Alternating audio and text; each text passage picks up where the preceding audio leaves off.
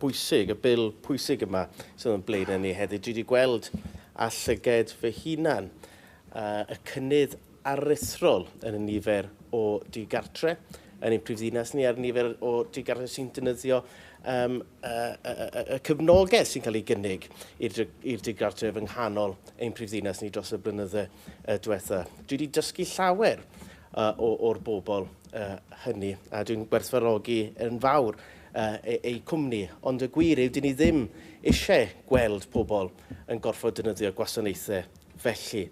Ac ni wedi gwybod pam ni angen y bil yma. Ond yna risg mawr y bydd digartrefedd yn cynnyddu, yn parhau i gynyddu.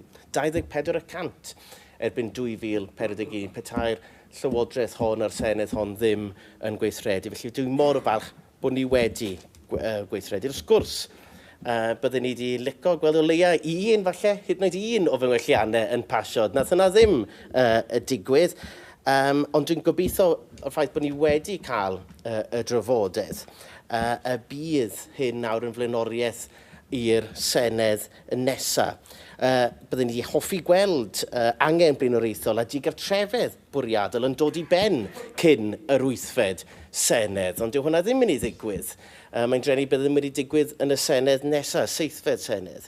Dwi hefyd yn siomedig yn ywedi am y gwelliannau hynny, ble oedd yna gyfartaledd rhwng y llywodraeth ac aelodau o'r gwrthbleidio, bod ni mor agos i basio gwelliannau, a byddai wirioneddol wedi gwneud gwahaniaeth. Ond oherwydd absenoldeb rhai bod hynny wedi methu digwydd.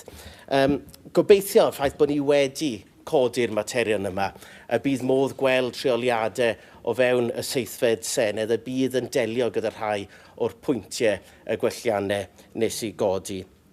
Bydd Cymru y digartref a'r rhai sy'n mewn risg o ddigartrefedd mewn lle llawer gwell a chadarnach pryd daw'r ddeddf yma i'r rym. A dwi'n gofyn i chi beidio aros yn ormodol i weithredu'r ddeddf yma ac i weithredu rhannau o'r ddeddf yma. Felly, dwi'n ddiolchgar am y cyfle i graffu, dwi'n ddiolchgar am y cyfle i godi pwyntiau, dwi'n ddiolchgar am y cyfle i gydweithio ar y lesenau digartref arbennig sydd da ni yng Nghymru, a dwi'n diolch i chi, ysgrifennydd y Cabinet, am sicrhau gyda'ch swyddogion a'ch cydweithio chi bod y bil arbennig o bwysig yma, ac ni'n defnyddio geiriau fel hyn, falle'n rhy aml, ond mae'r bil yma yn arbennig o bwysig sy'n mynd i wneud gwahaniaeth gwirioneddol, a dwi'n ddiolchgar bod chi wedi gallu sicrhau bod y bil yma yn dod o flaen y Senedd cyn diwedd y Senedd hon. Diolch yn fawr.